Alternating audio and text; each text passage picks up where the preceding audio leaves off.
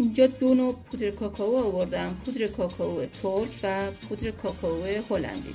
پودر کاکائو ترک رنگش تیره تره، تلخیش بیشتره و عطر ضعیفتری داره. پودر کاکائو هلندی رنگش روشن‌تره، عطرش قوی‌تره و تلخی کمتری داره.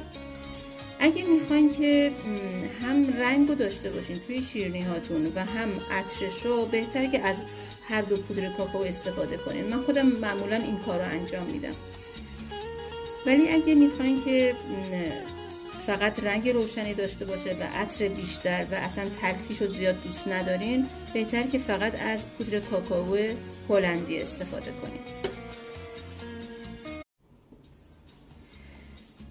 ببینید من این کوکی رو از ترکیب پودر کاکائو ترک و هلندی استفاده کردم.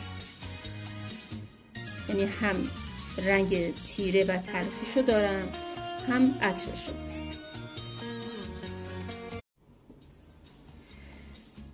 ببینید من این کوکی رو از ترکیب پودر کاکائو ترک و هلندی استفاده کردم. یعنی هم رنگ تیره و تلخیشو دارم، هم عطرشو.